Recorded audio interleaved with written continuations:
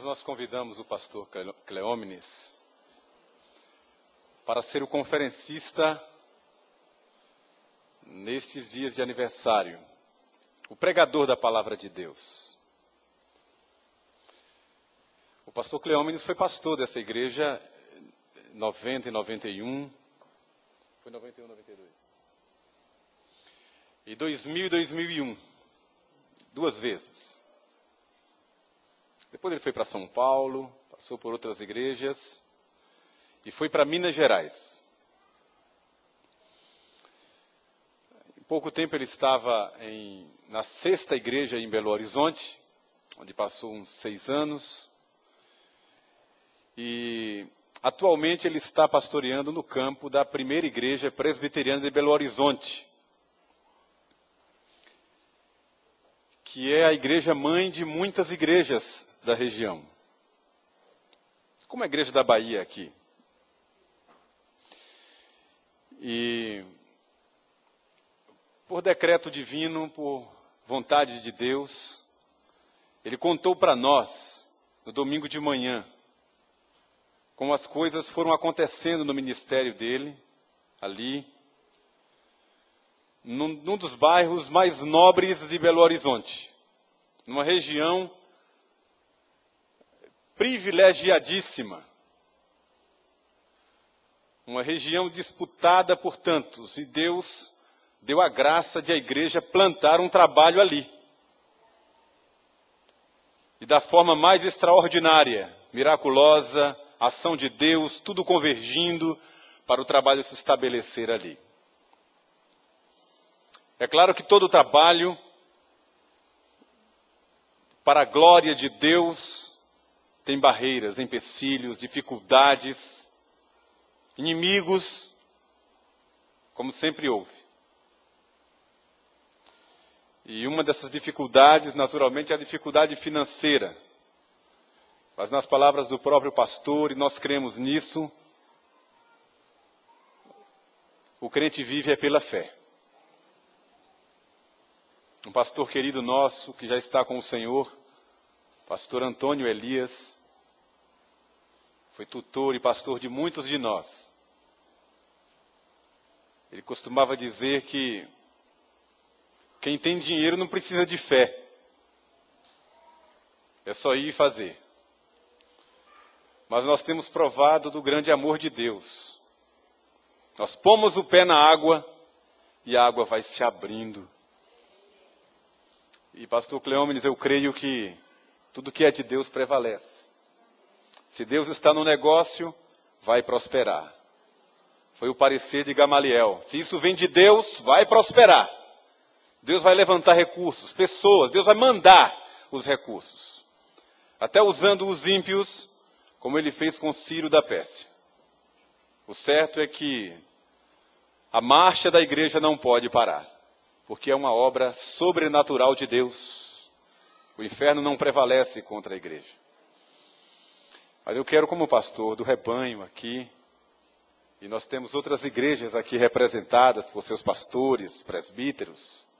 Meu irmão, se Deus mover o seu coração para ajudar esse trabalho a se sustentar, depois você procura o pastor Cleómenes. Você pode ser um mantenedor desse trabalho. Mantém lá e mantém aqui também. Porque a obra de Deus é uma só. Eu costumo dizer onde eu passo, pregando, em vários lugares onde eu vou, que a igreja de Cristo é uma só. Nós somos irmãos de uma grande família. Filhos de um mesmo pai. Estamos em lugares diferentes por uma questão estratégica. Mas somos uma grande e única família, que é a família de Deus. Então, se Deus mover o seu coração para contribuir, seja com uma oferta, seja com um valor mensal, depois procure o pastor. Porque aquela igreja vai se estabelecer e ali pode ser uma fonte mantenedora de outras igrejas que serão plantadas naquela região. Eu creio nisso. De modo que alegra muito meu coração. E eu passo a palavra ao pastor Cleómenes, conhecido de todos, se não da maioria aqui, para que Deus o use conforme Ele quiser.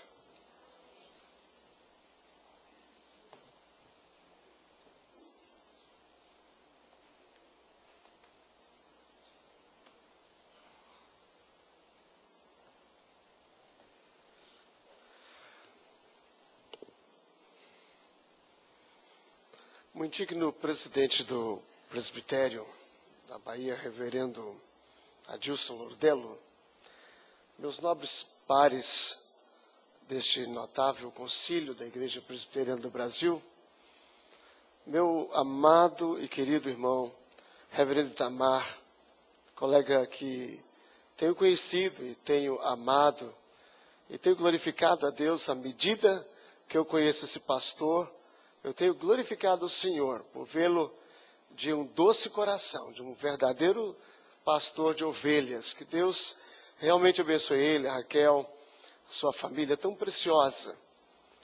Meus irmãos, coral que eu já estou sonhando quando for inaugurar a Igreja Presbiteriana Metropolitana, ali encostado no Palácio do Governo, para a glória de Deus, em Minas Gerais. O coral que deve cantar lá vai ser esse coral. Ninguém fala amém, reverendo? Vocês sabem que eu não gosto de mandar falar amém, mas eu gosto de escutar amém. É isso mesmo, meu sonho é esse, levar o pastor, né? Se Deus conceder essa bênção para nós, para a sua glória e honra. E estamos certo que você estará orando, né? Você vai orar por isso. E como diz o pastor, se Deus tocar no seu coração, passa a Macedônia e ajuda-nos, porque o desafio ali, meus irmãos, é além de tudo que a gente pode imaginar humanamente falando. Humanamente falando, é além.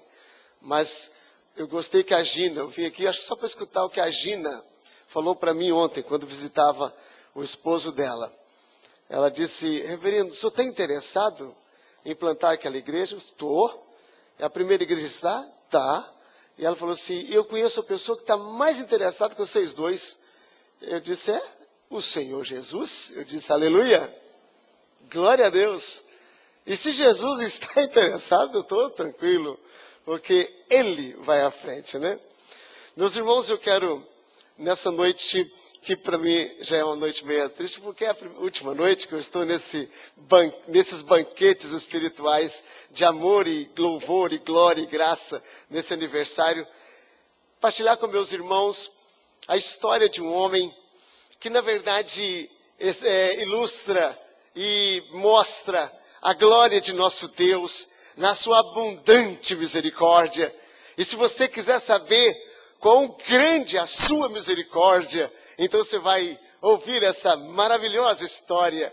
Essa história que poderá ser a história de você que está, quem sabe, nos ouvindo em casa. Essa história que pode ser a sua história.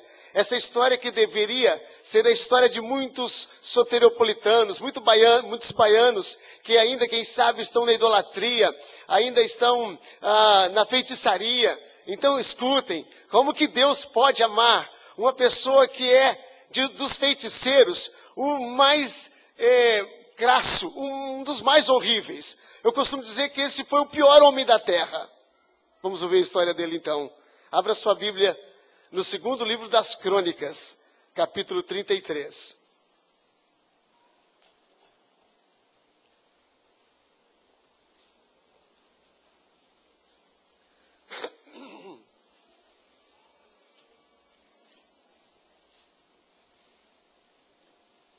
Segundo livro das Crônicas, 33.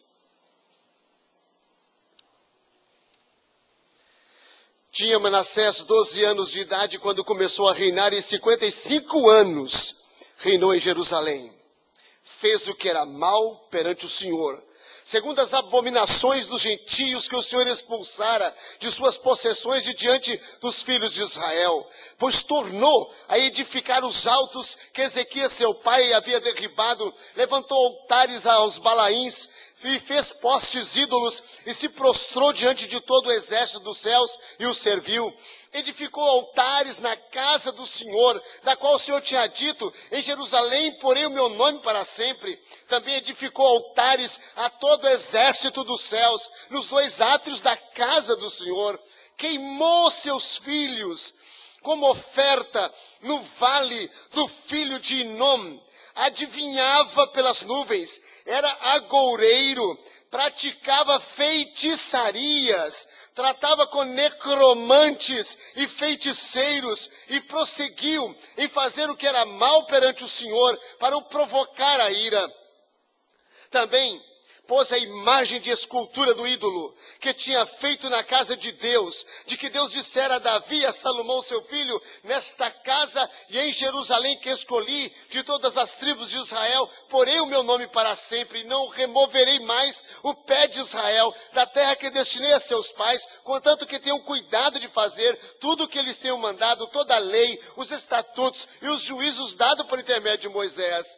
Manassés fez errar a Judá e os moradores de Jerusalém, de maneira que fizeram pior do que as nações que o Senhor tinha destruído de diante dos filhos de Israel. Falou o Senhor a Manassés e ao seu povo, porém não lhe deram ouvidos, pelo que o Senhor trouxe sobre eles os príncipes do exército da Assíria, os quais prenderam Manassés com ganchos, amarraram-no com cadeias e o levaram à Babilônia. Ele, angustiado, suplicou deveras ao Senhor seu Deus, e muito se humilhou perante o Deus de seus pais, e fez-lhe oração, e Deus se tornou favorável para com ele, atendeu-lhe a súplica e o fez voltar para Jerusalém, seu reino, e então reconheceu Manassés que o Senhor era Deus. Depois disso, edificou o muro de fora da cidade de Davi, ao ocidente de Gion, no vale, e a entrada da porta do peixe, abrangendo Ofel, e o levantou muito alto, e também pôs chefes militares em todas as cidades fortificadas de Jerusalém. Tirou da casa do Senhor os deuses estranhos e o ídolo, como também todos os altares que edificaram no monte da casa do Senhor e em Jerusalém, e os lançou fora da cidade. Restaurou o altar do Senhor, sacrificou sobre ele ofertas pacíficas, de ações de graças, e ordenou a Judá que servissem ao Senhor, Deus de Israel. Contudo, o povo ainda sacrificava nos altos, mas somente ao Senhor seu Deus. Quanto aos mais atos de Manassés, e a sua oração ao seu Deus, e as palavras dos videntes, que lhe falaram em nome do Senhor, Deus de Israel, eis que estão escritos na história dos reis de Israel, a sua oração, e como Deus se tornou favorável para com ele, e todo o seu pecado, a sua transgressão, os lugares onde edificou os altos, e colocou postes ídolos, e imagens de escultura, antes que se humilhasse, eis que tudo está na história dos videntes. Assim, Manassés descansou com seus pais e foi sepultado na sua própria casa, e Amon, seu filho, reinou em seu lugar. Eu já ouvi esse coral cantar muitas vezes, aquele hino, e eu acho maravilhoso, o Rui Charles, é que toda vez que o coral canta este hino, eu ficava olhando para o povo aqui, eu via todo mundo mexer com a boca e falando, e parece que cantando junto também. E o hino, acho que todo mundo até já sabe qual é. Maravilhosa graça, maior que meu pecar. Meus irmãos, este hino, ele tem uma letra muito especial, maravilhosíssima. Observem bem, maravilhosa graça, maior que meu pensar. Como poder cantá-la? Como hei de começar? Pois alivia minha alma e vivo em toda calma pela maravilhosa graça de Jesus. Graça, quão maravilhosa a graça de Jesus, alta como o firmamento, alta é sem fim, suficiente ela é para mim, é mais que a minha vida inútil, é maior que o meu pecado vil, e o nome de Jesus engrandeço e glória dou. Maravilhosa graça, com ricas bênçãos traz, o seu poder transforma o pecador falaz, e estou salvo, portanto, com a verdade, e por toda a eternidade, pela maravilhosa graça de Jesus. Não é verdade isso? Isso é, meus irmãos, o estribilho de toda a palavra de Deus. Assim, eu creio que a nossa doutrina, ela se firma e se estabelece nesta graça bendita, nesta graça imutável, porque Deus não muda, então seu amor não muda, nós mudamos, mas Deus não muda. Meus irmãos, que glória e que doutrina santa é essa do Deus soberano, do Deus imutável, do Deus permanente, do Deus que é, que era e que há de vir, o Deus que, meus irmãos, mantém-se fiel fiel, porque é fiel a si mesmo. Mantém-se poderoso e gracioso, porque tem poder em si próprio. Meus amados, e Manassés é uma das ilustrações mais benditas daquilo que a igreja da Bahia sustenta há 137 anos. Esta igreja que é fundamentada na doutrina dos apóstolos. Esta igreja que defende que a salvação é somente pela graça infinita de Deus e que ninguém vai chegar ao céu, a não ser pela misericordiosa graça do Senhor Jesus Cristo. Assim, meus irmãos, Manassés foi o 12º rei de Judá, filho de Ezequias e Efzeba. Começou o seu reinado em Jerusalém, lá pelo ano de 696, e reinou até pelos anos de 639, aproximadamente, cerca de 55 anos ele reinou sobre Israel. Seu reinado foi de um retrocesso religioso sem comparação. O medo da Assíria assolava este rei. A Síria, com o seu poder tremendo, com a sua adoração centrada em Astarote e com um poder de terrível e ameaçador a todas as nações vizinhas e invadindo todas as nações vizinhas. Então, esse homem começou a ter medo. E embora ele também sabia que o seu pai enfrentou uma das maiores guerras contra a Síria e venceu-a pelo poder imenso de Deus, num verdadeiro milagre espiritual. Entretanto, ele continuava tendo medo. E ao mesmo tempo do medo, ele também curtiu um fascínio pela religião dos assírios. A religião dos assírios era de fato atraente e era uma religião poderosa e exercia uma influência poderosa sobre Judá. O culto judaico era um culto muito estranho, era um culto cheio de sangue. O Deus que se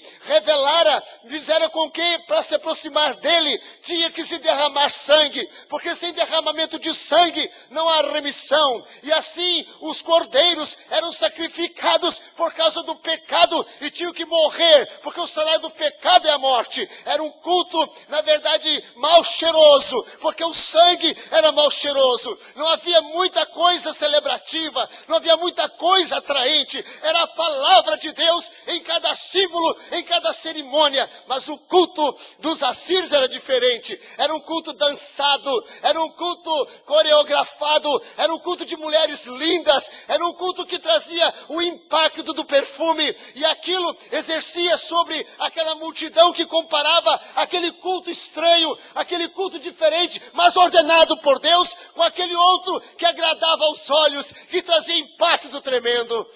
E assim, Ezequias vivia entre o medo e vivia do outro lado o fascínio. E meus irmãos, nessa situação, esse homem que nasce na história de seu pai, quando seu pai recebe por sua desobediência a advertência que morreria, mas arrependido clama ao Senhor que ele concede mais 15 anos. Nesse exato período nasce esse filho, e agora esse moço que está, portanto, para assumir o governo aos 12 anos de idade, é um ateu, e faz com que Judá erre, e faz com que Jerusalém seja uma cidade que provoca a Deus náuseas. A Jerusalém seja uma cidade pior do que era Canaã, antes do povo de Deus entrar ali. Uma cidade completamente profana, indigna e imunda aos olhos de Deus. Nesta história desse homem, nós deparamos com a primeira coisa que eu quero lembrar a você. Nós somos pecadores. Ele era filho de um homem temente ao Senhor. Seu pai foi Ezequias. Manassés nasceu do período do grande milagre que Deus outorgou a seu pai. Se não fosse Deus ter estendido a vida de seu pai por mais 15 anos, ele não teria nascido. Ele nasceu de um milagre. Ezequias adoecera mortalmente, Deus o curou, mas ele foi ingrato também. Logo depois que Deus o curou, ele não ouviu os profetas, mas entretanto depois novamente se arrepende e o Senhor o abençoa sobremaneira. Seu pai foi um exemplo de vida extraordinária com Deus, de certo modo, porque era um homem que, embora fosse pecador, como todos nós, era um homem que se arrependia e que se voltava para o Senhor. Ele experimentou um grande progresso. Tanta riqueza experimentou Ezequias. Muita abundância. Deus lhe deu, portanto, mais 15 anos de vida. E na sua época, ele ouviu os maiores e os mais lídimos profetas de Israel. Foi da sua época e Manassés, meus irmãos, aos 12 anos de idade, assistia aos cultos, às pregações, não era de qualquer profeta. Ele assistia às pregações do famoso profeta Isaías. Ele ouvia o maravilhoso eterno, e ouvia falar do maravilhoso eterno profeta Oséias no Reino do Norte. Ele ouvia as notícias e quem sabe assistia às famosíssimas pregações messiânicas, anunciando a vinda de Cristo do profeta Miqueias. Ele podia ver o poder, a capacidade, a coragem, a sua força do profeta Amós e enfrentar Israel com aquela força de quem sai atrás dos bois e pela ordem divina vai enfrentar Jeroboão. Criança, Manassés teve a mais fina educação, o melhor ensino teológico, o melhor ensino religioso, o mais exemplar procedimento, as maiores maravilhas que alguém podia experimentar na vida religiosa. Tornou-se conhecido do mundo inteiro a ponto de os líderes das maiores nações da época ir a Jerusalém, na época de Ezequias, seu pai, para ver a maior poder, a vitória que ele teve estonteante sobre a Síria. Algo inacreditável. Deus destruiu 185 mil homens do maior exército que Israel enfrentara até então, com 900 tanques, ou seja, 900 carros que enfrentou. O sol chegou a retroceder 15 graus, num sinal do poder da oração, ou do poder de Deus pela oração do profeta Isaías. O sol retrocedeu 15 graus, milagres extraordinários. Ele viu a cura, portanto, de seu pai. Ele soube da cura de seu pai. Ele viu todos esses milagres. Mas aos 12 anos, esse moço que viu tudo isso, era um ateu. Que coisa! Podia? Você acha que isso podia acontecer? Podia acontecer isso? Esse menino devia ser um menino devoto, um menino crente, um menino temente a Deus. Mas a Bíblia fala que aos 12 anos ele era ateu, ele era um menino rebelde, ele era um menino que revoltou contra tudo que ele ouviu, ele rompeu com tudo que ele tinha visto, ele não gostava dos profetas, ele não gostava da pregação, ele não gostava da igreja, ele não gostava da religião do seu pai, ele não gostava de Deus. Aqui está o mal. E aqui está a essência daquilo que esta igreja há 137 anos anuncia, que nós denominamos corrupção total do homem.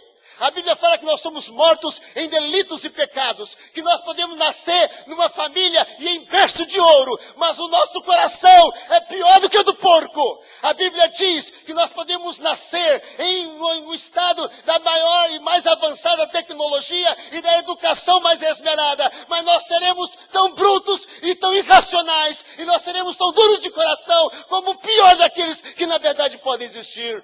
A Bíblia diz que nós podemos ser cercados da melhor religião, ser batizados na melhor igreja, mas isso não pode, em definitivo, mudar o nosso coração, porque só Deus pode fazer esta obra. E meus irmãos, nós somos corrompidos totalmente. A Bíblia fala, não há nenhum justo, nenhum sequer, não há quem ame, quem busque a Deus, não há quem procure a Deus, não há quem entenda, não há quem de fato faça o que Deus quer. O profeta Isaías diz que a nossa justiça, o que de melhor nós podemos fazer, até pregar um sermão que pode comover tanta gente, aos olhos de Deus é como lixo que ele joga longe e que ele nem pode pegar com suas mãos.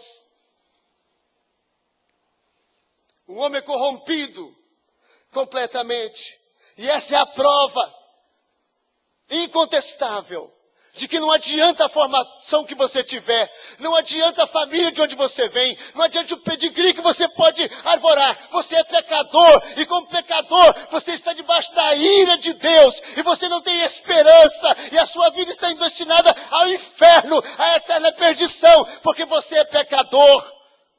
E aqui fala, mas e os ídios? A gente fala que se os ídios não se converterem, não vai para o céu. Mas é injustiça, não é verdade? É uma injustiça.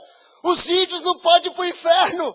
As pessoas que nunca ouviram Jesus não podem ir para o inferno. Não podem, não? Quem disse que não podem? Eu já preguei para índio. Eu já fiz trabalho missionário entre os índios machacales. O início do meu ministério foi pastor e missionário. E quando eu ia na tribo Machacales para anunciar o evangelho, ninguém atendia o meu convite. Mas quando chegava aquela maldição daqueles homens vendendo pinga, vendendo cachaça e cigarro, eles deixavam de ir à igreja para ir comprar aquelas coisas ruins. Eles batiam nas esposas, eles machucavam os filhos deles. Eles têm interesse no vício e nas coisas ruins. Eles caíram na sarjeta. Eles são pecadores. E Deus não tem dever nenhum. E Deus não tem obrigação nenhuma de levar evangelho e de pregar evangelho a quem quer que seja. Deus não é obrigado a pregar evangelho a ninguém. E se Deus mandar todo mundo para o inferno, Ele fará a justiça que lhe é devida. Porque a Bíblia fala, todos pecaram e estão destituídos da glória de Deus. Não há ninguém que busque a Deus. Você fica vendo as igrejas lotadas por aí, você fala, glória a Deus. O povo está buscando a Deus, buscando a Deus. Não! Se peneirar aquele povo ali, muitas vezes, eles estão atrás de bênçãos, eles estão atrás de riqueza, eles estão atrás de casamento acertado, eles estão atrás de dinheiro, eles estão atrás da obediência, não estão atrás de Jesus, eles não querem nada de Deus, porque a Bíblia diz, não há quem entenda, não há quem busque a Deus. Ou Deus te busca, ou você está perdido. Não fostes vós que escolhestes a mim, pelo contrário, eu vos escolhi a vós outros, e vos designei para que vades e deis frutos, e o vosso fruto permaneça. Mas, outra coisa impressionante na vida desse homem, é que ele mostra que quando Deus resolve salvar alguém, aleluia, aleluia, quando Deus resolve salvar alguém, meu amigo, seja o que for, que essa desgraça for, Deus vai salvá-lo, porque Deus não tem nada que possa exercer sobre ele qualquer influência em relação à sua escolha. A Bíblia fala que Deus escolhe livremente, por sua graça. Deus não escolhe ninguém porque tem olhos verdes. Deus não escolhe ninguém porque tem cabelo loiro. Deus não escolhe ninguém porque é negro. Deus não escolhe ninguém porque é rico. Deus não escolhe ninguém porque é educado. Deus não escolhe ninguém porque é religioso. Deus é livre. Ele escolhe livremente para a glória do seu nome. Apesar de ter tido origem tão nobre, uma criação tão especial, ele endureceu seu coração tão terrivelmente. Assim Manassés mostra que a escolha divina, ela é também incondicional. Em que Manassés iria atrair a graça de Deus? Que qualidades exibiria para que Deus fosse favorável a ele? Qual seria seu poder, a sua força, o seu interesse, que despertaria em Deus alguma inclinação para com ele? O que compararia, ou o que compraria, melhor dizendo, a graça de Cristo para aquele homem tão pervertido e corrupto? Vejamos.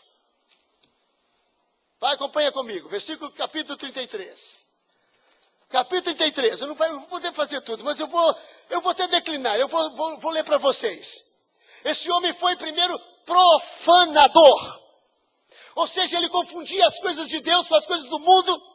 E ele não tinha nenhum senso de saber que o que era santo é santo e o que é do mundo é do mundo. Para ele o que é do mundo era santo e o que era santo era do mundo. Ele era um homem profanador. No versículo fala, tinha Manassés 12 anos. Ele fez o que é mal perante o Senhor, segundo as abominações. Então ele era um homem abominável.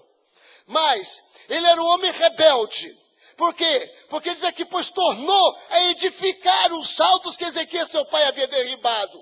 O pai dele tinha derribado os altares dos idólatras da idolatria, e ele então, rebeldemente, vai e refaz os altares que o pai dele tinha destituído. Mas além de rebelde, ele é idólatra. A Bíblia fala que ele adorava.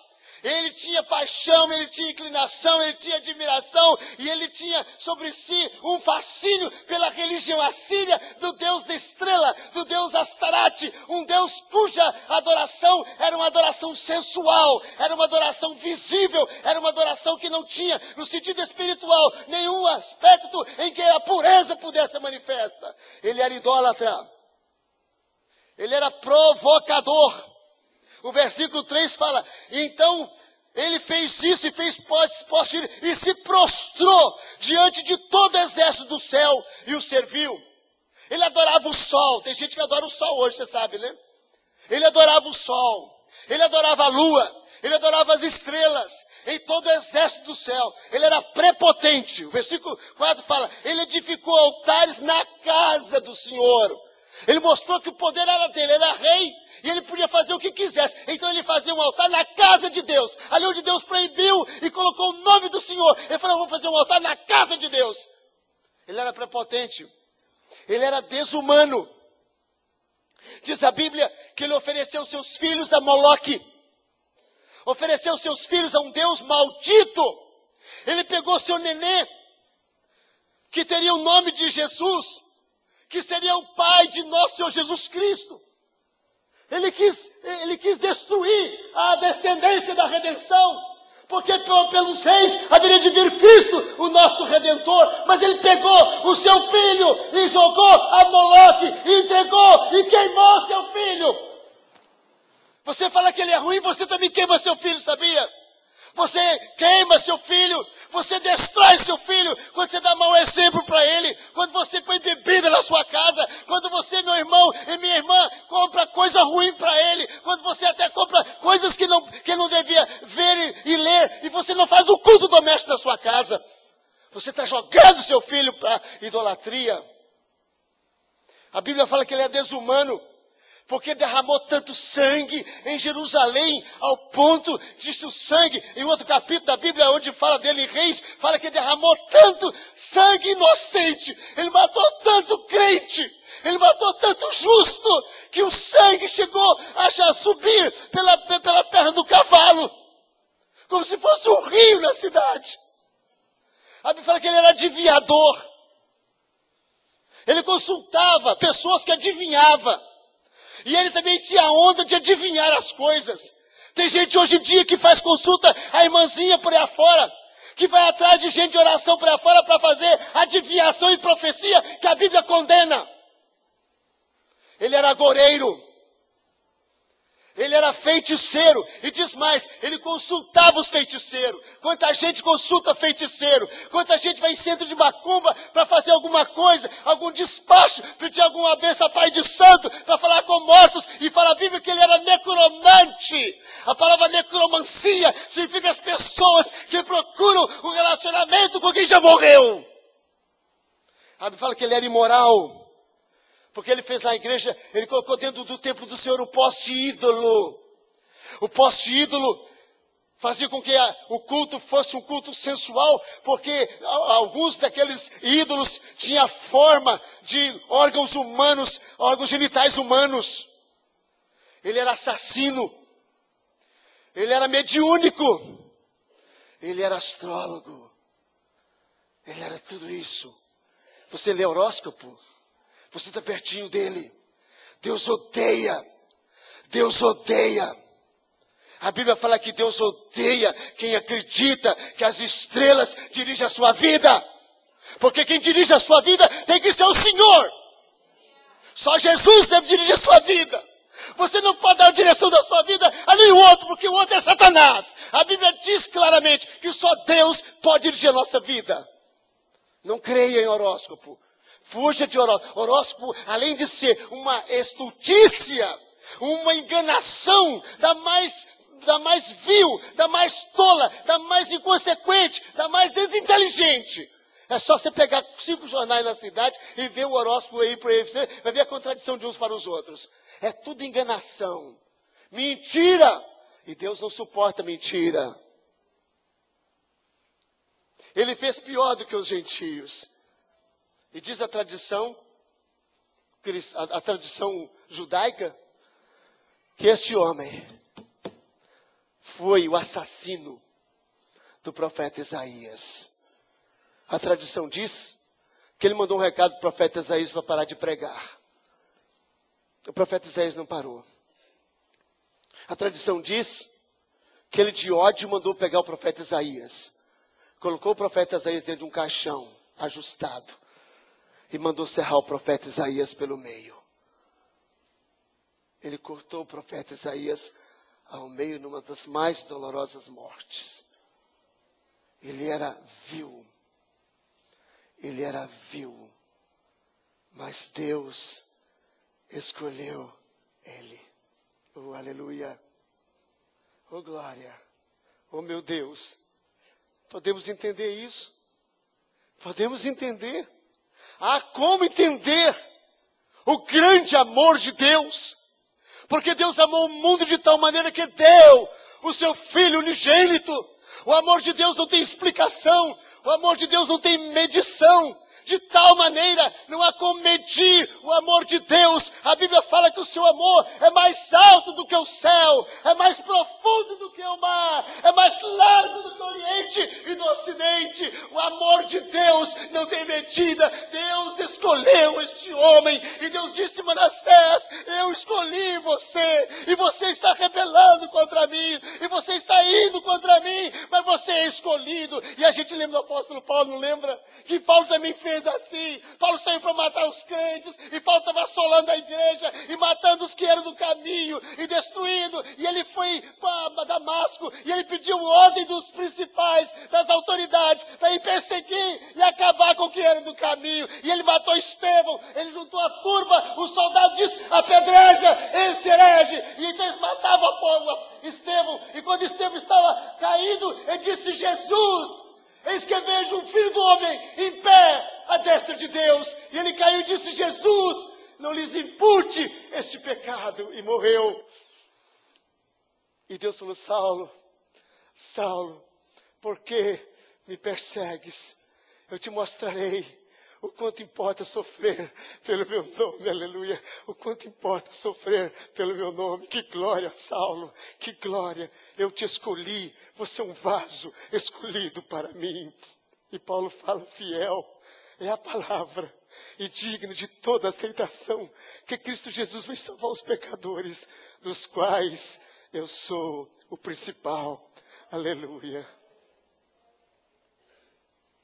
A eleição é incondicional. Nós estamos numa total corrupção. Nós estamos na eleição incondicional. Deus escolhe até um homem deste. Deus escolhe. Ai, glória. Oh, aleluia. Bendito o nome do Senhor. Ele escolheu você. Você não pensa assim? Você não pensa assim? Não tem hora que você fala: não. Pastor Itamar, tem hora que eu falo: não vou orar. Eu não vou orar. Não vou orar. Eu tenho vergonha. E então o seu amor, e então a sua bondade, e então a sua misericórdia, que é tão grande, mais me humilha, mais me põe aos pés. Aleluia. Como é maravilhoso saber que o seu amor não é porque eu sou bom, não é porque eu sou perfeito, não é porque eu tenho qualquer coisa, mas Ele me ama porque me ama. Não fosses vós que escolhesses a mim. Mas você pensa que isso é do Novo Testamento? Olha, vamos lá. O pastor Itamar me dá um tempinho. Eu prometo voltar só daqui a alguns anos. Então eu vou explorar um pouquinho hoje. Vamos lá. Deuteronômio, vamos lá. Tem muita gente falando: não, esse negócio de escolher, Deus escolher, de salvação sem a gente merecer. Como é que pode Deus salvar sem a gente merecer? Ou a gente dá esmola, ou a gente reencarna, ou a gente faz alguma coisa, ou a gente sofre, que a gente assim vai merecer a salvação. Então, você pensa que é assim, não pensa? Então vê Deuteronômio capítulo 7, vão ler comigo todo mundo? Deuteronômio capítulo 7, versículo 7 e versículo 8. Vamos ler juntos? O povo de Deus foi tirado do Egito, ia levar para Canaã, para o céu, para a terra prometida. O Egito é cima do mundo e Canaã é cima do céu. O povo de Deus ia para o céu, ia para a terra prometida. E então vamos ver agora, 7:7, vamos ler juntos? Não vos teve o Senhor afeição, nem porque fostes do que qualquer povo, pois o menor de todos os povos. Mas, e para guardar o juramento que fizeram a vossos pais, o Senhor vos tirou com mão poderosa e com braço do poder de Faraó, rei do Egito. Mas vamos, passa uma página aí, capítulo 8. Capítulo 8 de Deuteronômio. Vamos ler 17 e 18 juntos, vamos? Não digas, pois,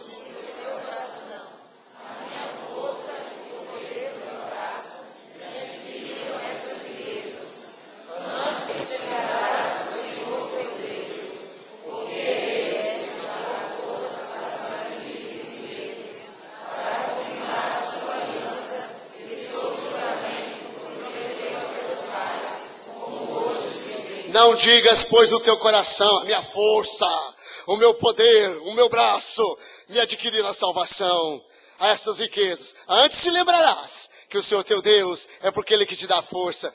9, capítulo 9, mais embaixo aí, olha comigo aí, 9. Vamos ler juntos, todo mundo, de 4 a 7, olha que beleza. E preste atenção, aonde está escrito por causa da minha justiça, tá? Quando lê, você faz com o dedo, você conta com o seu dedo, quantas vezes? Por causa da minha justiça. Vamos ler juntos, vamos?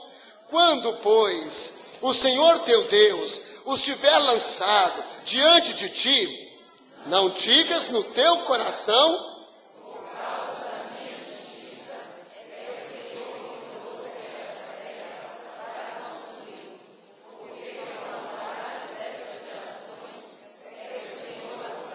diante de ti, não é por causa nem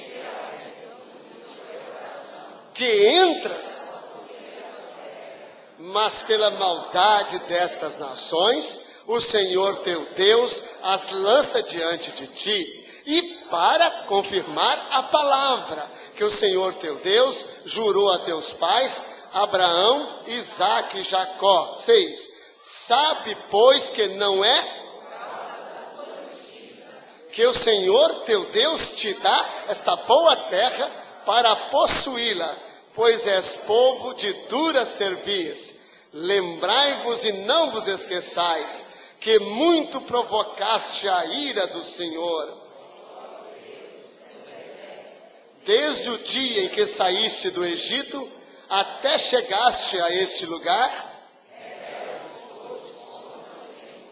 Deu para entender isso aí? Deu para entender isso aí? Deu para entender quando você chegar no céu, você vai falar assim, meu Deus, como é que eu cheguei aqui? Meu Deus, como é que eu cheguei aqui? Ah, você vai glorificar, como diz Calvino, por toda a eternidade. Você vai fazer, você vai lembrar, eu não podia escolher. Eu não tinha chance. Eu não conseguiria. Eu não poderia. Não é por causa da tua justiça. Ele repetiu 3 vezes, não é por causa da minha justiça que você entra no céu, na terra prometida, não é por causa da tua justiça, mas por causa deste amor incondicional, dessa eleição incondicional. Mas, quando eu leio a história dos reis de Israel, e vejo Manassés no meio deles, reverendo Elton, melhor dizendo, eu fico assim meio impressionado.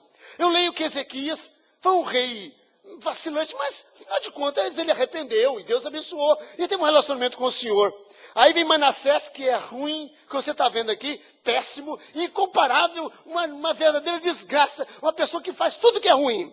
Aí vem Amon, que é filho dele, outra tralha, outro indivíduo ruim, mais ruim mesmo, não chega à ruindade do pai dele não, mas chega perto. Aí vem Josias, que é um moço bom, um rei temente a Deus, aos 8 anos de idade, assume o trono, não é assim? Aí você vê Ezequias, você vê Acás, você vê Amazias, você vê Jeocás, você vê Joaquim, Zedequias, não vê tudo isso?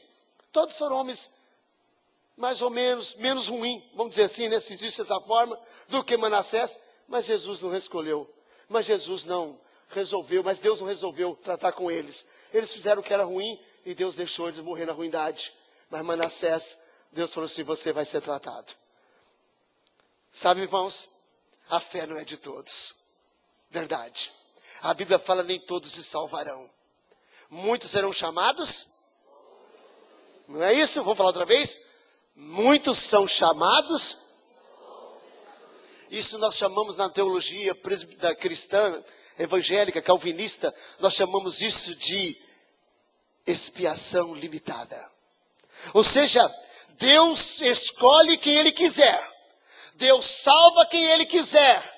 Se você quiser ir para o céu o quanto quiser, isso não te adiantará nada. Você pode ter a maior vontade de ir para lá, mas você não irá. Que choque que a gente toma quando ouve isso, não é verdade? Ah, mas você não vai ter vontade se Ele também não te escolher. Se você tem vontade, aleluia! Glória a Deus! Oh, bênção! Oh, maravilha! Quando essa vontade começa a tocar o nosso coração, então eu escuto lá da eternidade dizendo, não fostes vós que escolhestes a mim, pelo contrário, eu vos escolhi. Alguém disse que quando você chega na porta do céu, está escrito assim, vinde a mim. E você passa e olha para trás e está escrito do outro lado, vós que estáis escolhido antes da fundação do mundo. Glória a Deus por isso. Por que Manassés? Tantos reis fizeram coisas menos mal que ele. E Deus os desprezou, abandonou. Mas Deus resolveu salvar aquele homem. Deus escolhe livremente. Deus não é forçado por ninguém. Isso é a base dessa doutrina gloriosa da nossa salvação. Vamos ver Romanos 9? Por favor, vamos todo mundo para Romanos capítulo 9. Todo mundo para Romanos capítulo 9. O texto é grande, mas eu vou ler e vocês vão acompanhando. Olha que bênção, meus amados irmãos. Olha que bênção. Romanos capítulo 9, versículo 6. E não pensemos que a palavra de Deus falhou, porque nem todos de Israel são de fato israelitas, e nem por ser descendentes de Abraão foram todos para o céu, ou são todos seus filhos, mas em Isaque será chamada a tua descendência. Isto é, esses filhos de Deus não são propriamente os da carne, mas devem ser considerados descendência, os filhos da promessa, porque a palavra da promessa é assim, por esse tempo virei a Sara e terá um filho, e não somente ela, mas também Rebeca, ao conceber de um só Isaque, nosso pai, e ainda não eram gêmeos, Esaú e Jacó, e ainda não eram gêmeos nascidos, e nem tinham praticado o bem e o mal, eles nem tinham nascido ainda, para que o propósito de Deus quanto à eleição prevalecesse, não por obras, mas por aquele que chama. Já fora dito a ela que o mais velho, Esaú, seria servo do mais novo, do mais moço, como está escrito, amei a Jacó, porém me aborreci de Esaú. Que diremos, pois? A injustiça da parte de Deus? De modo nenhum. Pois ele diz a Moisés, terei misericórdia de quem me aprove ter misericórdia, compadecer-me-ei de quem eu me aprove ter compaixão. Assim, pois, não depende de quem quer e nem de quem corre, mas de Deus usar a sua misericórdia. Aleluia. Porque a Escritura diz a Faraó, para isso mesmo te levantei, para mostrar em ti o meu poder, para que o meu nome seja anunciado por toda a terra. Logo ele tem misericórdia de quem quer e também endurece a quem lhe apraz. Tu, porém, me dirás, de que se queixará Deus então? Pois quem jamais resistiu à vontade dele? Quem és tu, homem, para discutires com Deus? Porventura pode o objeto perguntar a quem o fez, por que me fizeste assim? Ou não tem o oleiro o direito sobre a massa, para do mesmo barro fazer um vaso para honra e outro para desonra? Que diremos, pois, se Deus, querendo mostrar sua ira e dar a conhecer seu poder, suportou com muita longanimidade os vasos de ira preparados para a perdição, a fim de que também desse a conhecer as riquezas da sua glória, em vasos de misericórdia, que para a glória preparou de antemão, os quais somos nós, aleluia, a quem também Deus chamou, não só dentre os judeus, mas também dentre os gentios, assim como dizem Oséias. Vamos ler juntos? Chamarei povo meu ao que não era meu povo, e amado a quem não era amada. Juntos. E no lugar em que se lhes disse, vós não sois meu povo, ali mesmo serão chamados filhos do Deus vivo. É Deus. A expiação é limitada. Não depende de quem quer nem de quem corre, mas de Deus usar a sua misericórdia. Não depende do teu dinheiro, porque tu vais deixar um dinheiro para tua família fazer a missa do 7º dia e vai apenas jogar o seu dinheiro no cofre da igreja, mas a tua alma continuará penando no inferno. Porque missa de 7º dia não vai arrancar ninguém da ira de Deus. O teu dinheiro não compra a tua salvação. Você pode pedir um papa para rezar a missa, mas você vai para o inferno juntamente com ele, pelo engano do seu coração, pelo engano da sua religião tola e idólatra. A Bíblia diz, se hoje ouvir a voz do Senhor teu Deus, hoje é o dia da salvação. E se você deixar para amanhã, não tem esperança para você. Não há reencarnação. Não há reencarnação que faz salvação. Não existe reencarnação para começar. Não existe. Isso é uma invenção do inferno, para levar milhões ao inferno, para tirá-los do caminho do Senhor, da obediência aos mandamentos de Cristo, porque quem mexe com os mortos está sob a ira e a condenação do Senhor. Fora ficam, diz o profeta no livro de Apocalipse, os idólatras, os feiticeiros e qualquer que ama e pratica mentira.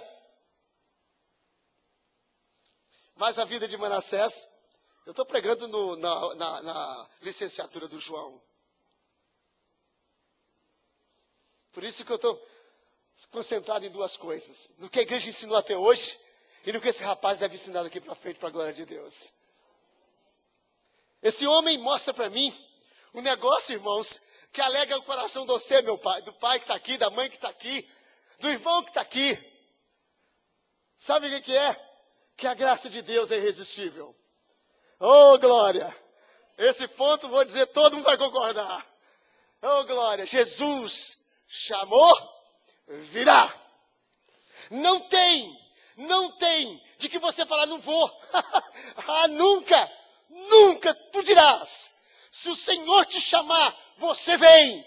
Porque o seu chamado é irresistível. A sua vocação é eficaz. Meus irmãos, agindo eu, a gente fala isso todo dia na igreja, não é?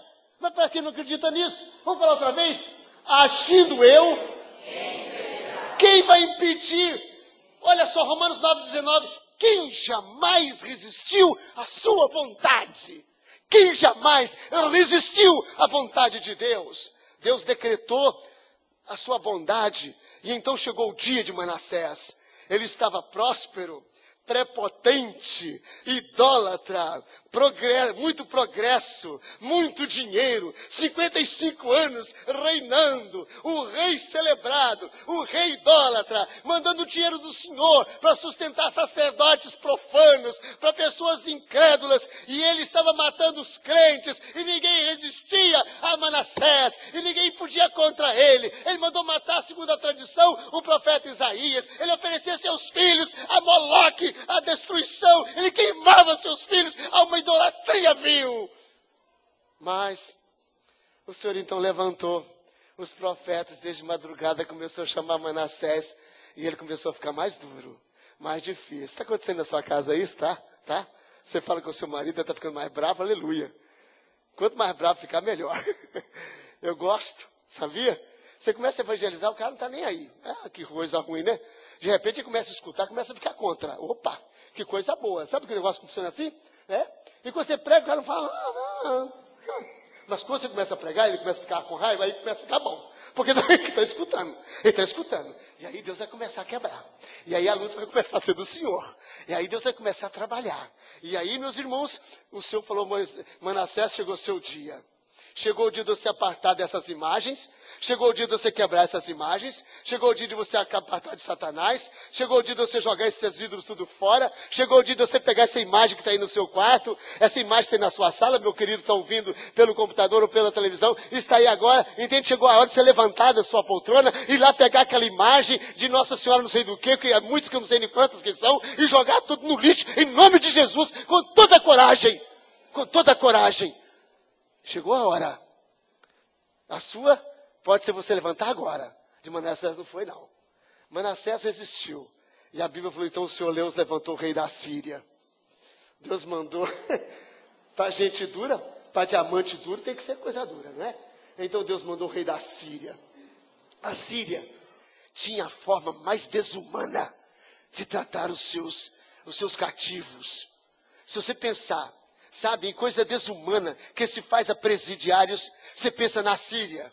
Tudo que era terrível. Às vezes ele amarrava a língua, ele colocava um gancho na língua da pessoa e amarrava no cavalo e mandava a pessoa sair andando devagar e a pessoa ia correndo e ia puxando a língua da pessoa. Às vezes ele agarrava um gancho, ele ficava um gancho aqui no nariz, amarrava e a pessoa seguia o cavalo. E eles faziam um tipo de tortura que ninguém pode imaginar de tão dolorosa que era. Então diz a Bíblia que Deus mandou os assírios e então, aí sem menos do que ele esperasse, os assírios cercou a sua cidade, tomou a sua cidade, e então meteram um gancho no seu nariz, e então levaram desse jeito, e ele então começou a sofrer, e então chegou lá na Síria, eles prenderam no tronco, e ele começou a ser torturado, ele começou a sofrer, e ali quando ele começou a sofrer, o Espírito Santo começou a trabalhar nele, e ele começou a ver quantas desgraças, quanta morte ele fez, o que ele tinha feito aos profetas de Deus, a recusa do Senhor, como ele adorou aquelas imagens tolas, como aqueles ídolos não puderam salvá-lo, como não puderam fazer nada por ele,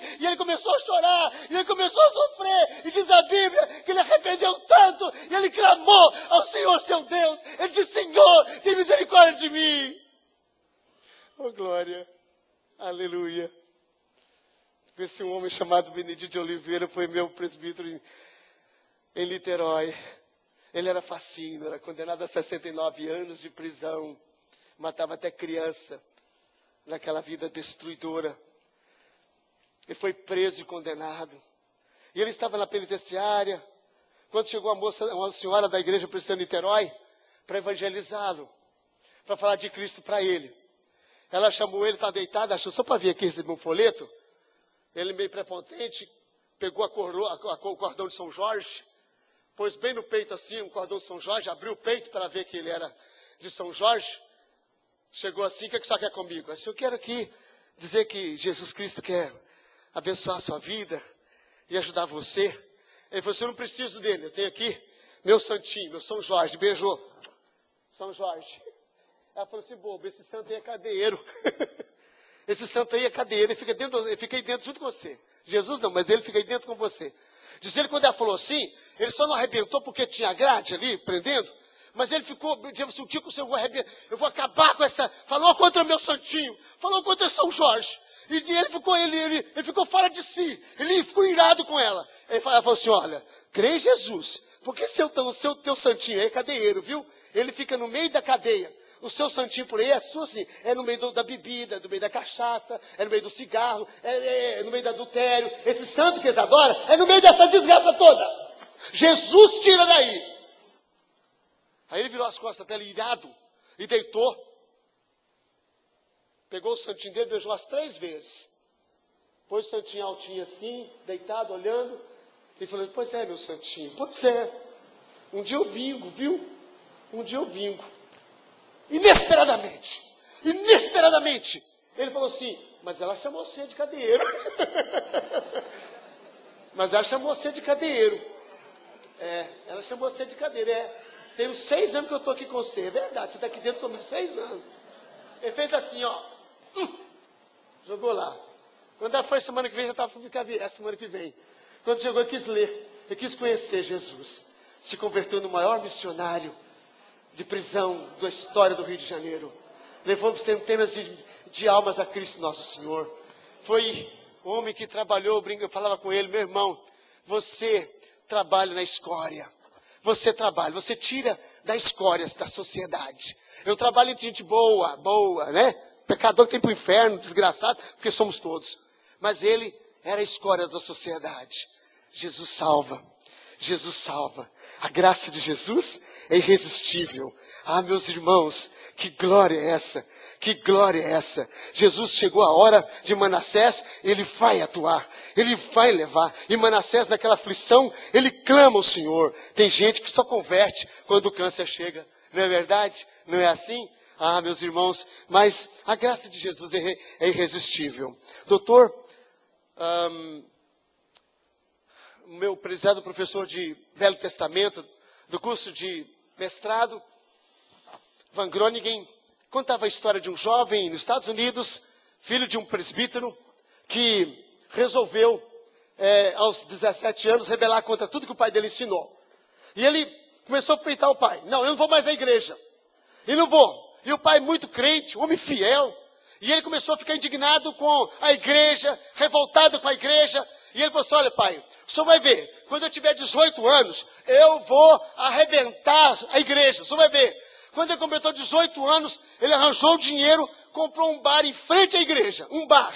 E ele escreveu uma placa, aqui jovem crente não paga. E quando ia na hora do culto, antes do culto, uma hora ele já ficava ali na porta para poder chamar os meninos da igreja, para beber, de graça. Porque jovem crente não pagava, bebia. E ele começou a tentar desviar os jovens da igreja. Ele casou com uma mulher descrente, uma mulher ateia. E então depois ele traiu a sua esposa, ele teve alguns filhos, os seus filhos foram para o mal, foram para o vício, e aí a vida dele foi uma desgraça, e ele viveu naquela vida, e ele fez tudo de errado. O pai dele tão triste ficou, que segundo alguns ele morreu de paixão, de ver um filho que ele criou na doutrina, que criou na palavra de Deus, e que queria ver tantos servindo a Jesus, servindo a Satanás. O pai dele ficou tão triste, e foi ficando triste, e morreu aquele presbítero de tristeza. Aos 55 anos de idade, aquele prepotente jovem, aquele prepotente senhor agora, se acha vítima de um câncer. Vai para o hospital. A dureza do seu coração é completa. Ele tem ódio. Mas quando falta uma semana, o médico chegou e disse, amigo, se você tiver alguma coisa a acertar, alguma coisa de herança, você precisa acertar agora. Possivelmente, eu tenho que dizer a você que você não deve passar de uma semana. E ele falou assim, então manda chamar o pastor da igreja, aquela igreja lá. O pastor já era outro, o pai dele já tinha ido. E o pastor chegou lá e ele contou a história. Pastor, tem 50 anos que eu resisto a Deus. Eu odeio a igreja. Eu não quero saber de Deus. E contou tudo que ele fez. Toda desgraça, todo adultério, toda bebedeira, todo sofrimento, tudo que ele fez que machucava a esposa. Ele contou tudo. E ele falou assim, mas pastor, tem um negócio que eu quero contar para o senhor. E é por isso que eu te chamei aqui. Que todo dia eu levantava, olhava no espelho e alguém ia alguma coisa dizia assim, você vai voltar para mim. Você vai voltar para mim. E eu sabia que era Jesus. E eu quero saber do senhor, pastor. Eu só tenho 6 dias de vida. Eu quero saber do senhor se ele pode me receber. Porque eu fiz tudo que contrariou o meu pai. Eu matei meu pai de tristeza. Eu quero saber se eu posso voltar para Jesus. O pastor disse, eu tenho uma notícia muito feliz para você. O Senhor Jesus disse que todo aquele que vier a mim, de maneira nenhuma lançarei fora. Todo aquele que meu pai trouxer, esse virá a mim. E essa voz da sua consciência, que todo dia te chamou, era a voz de Deus que te chamava para voltar para Jesus. Talvez você está me ouvindo, talvez você é filho de crente, deixou a igreja do Senhor, deixou o caminho de Deus, mas você está pertinho da eternidade. A graça de Deus é irresistível. Jesus te chama, venha para Ele, venha antes que, na sua bondade, que é muito grande, Ele resolva tratar com você, para mostrar a você o seu poder. Conheça a graça dEle, para não conhecer o seu juízo, e nem o poder que Ele tem. Venha a Ele, a graça de Deus é irresistível. Mas João, eu tenho certeza que você vai ensinar essa doutrina para a glória de Deus, nosso Pai. E eu quero falar a última coisa, menino, para você, que todo mundo aqui fica feliz. Sabe? Diz a Bíblia, olha só, o último versículo fala aí, e descansou com seus pais, e foi sepultado na sua casa. Essa palavra descansou com seus pais significa que ele morreu na fé, que ele se juntou aos crentes, aos santos, aos justos na eternidade. Ele morreu crente. Deus segurou até o fim. Deus perseverou. O crente persevera. Essa é a quinto ponto da nossa doutrina, a perseverança do crente. O crente que foi salvo, Jesus vai segurá-lo até o dia final. Ah, meu irmão, não tem essa de que você foi salvo e de que você vai se perder. Nunca, nunca. Peraí, reverendo, peraí, calma. Então quer dizer que eu posso pecar à vontade? Não sei. Se você está pensando assim, talvez você não seja escolhido. Escolhido e pecado não combinam. Nunca vi um escolhido de Deus gostar do pecado. Pecado é sempre uma coisa horrível. Se você pensa assim, talvez eu pense que você não é escolhido. Mas se você é escolhido e tropeça, se você é escolhido e fraqueja, se você é escolhido e vacila, eu quero dizer para você uma coisa, volta, arrepende, o Senhor te segura, o Senhor te sustenta. A Bíblia fala, o justo cairá 7 vezes. Gente, a Bíblia diz, o justo cairá 7 vezes e se levantará. Porque o Senhor é Deus. Porque o Senhor é Deus. Porque Deus vai pegá-lo. Porque a mão de Deus é poderosa. Ele pode fazer o que Davi fez. Ele pode pecar contra o Senhor. Ele pode desobedecer. Ele pode matar a mulher, adulterar com ela, esconder. Mas o Senhor vai achá-lo. E ele vai dizer, Senhor, o meu pecado me consome noite e dia. Eu não sinto mais prazer de viver. Senhor, eu não quero, Senhor, eu não estou aguentando mais. Os meus ossos estão se desfazendo. Eu não tenho mais lágrima para chorar. Senhor, perdoa. Purifica-me com enxofre, Senhor. Salva-me. E Deus vai salvar. Mas Deus vai pegar. Mas Deus vai cobrar. Mas Deus vai limpar o nome dele.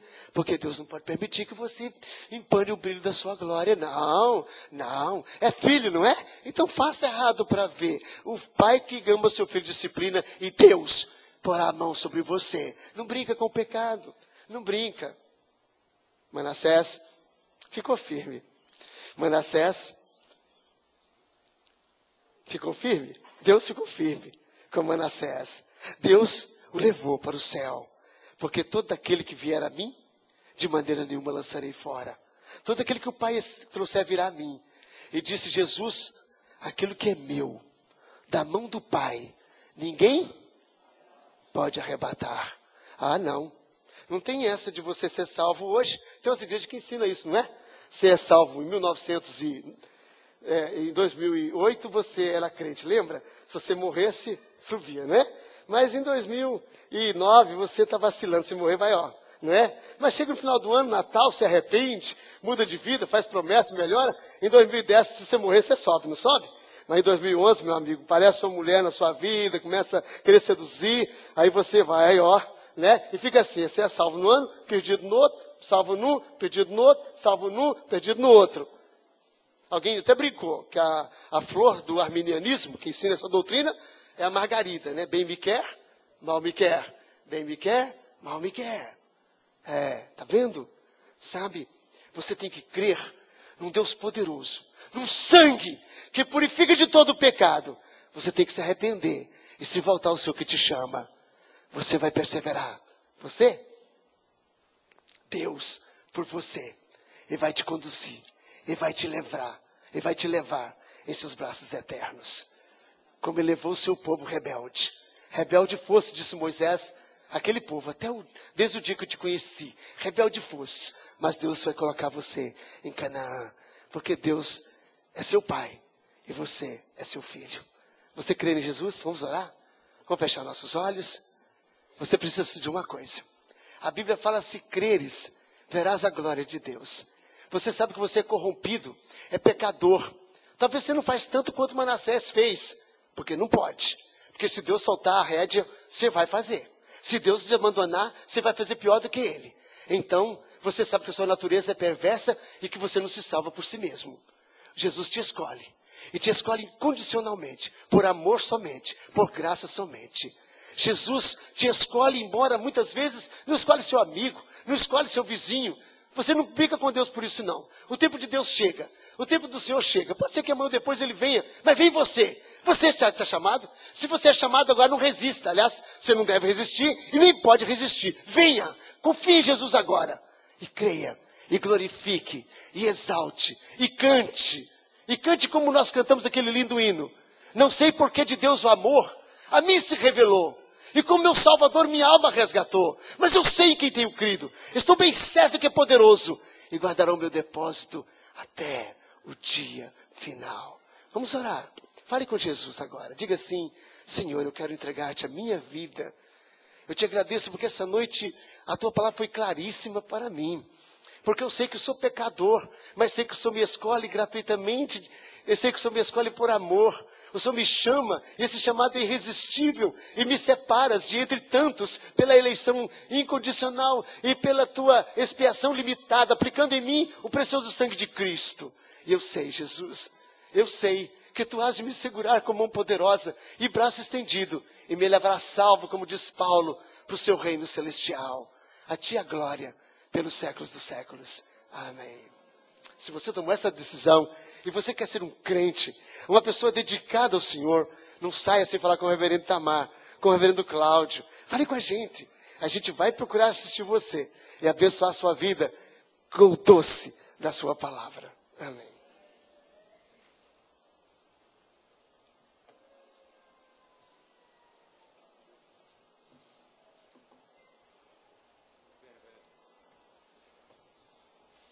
Vamos ficar todos de pé e cantar juntos este hino que fala da nossa história, da nossa caminhada e do compromisso de Deus conosco.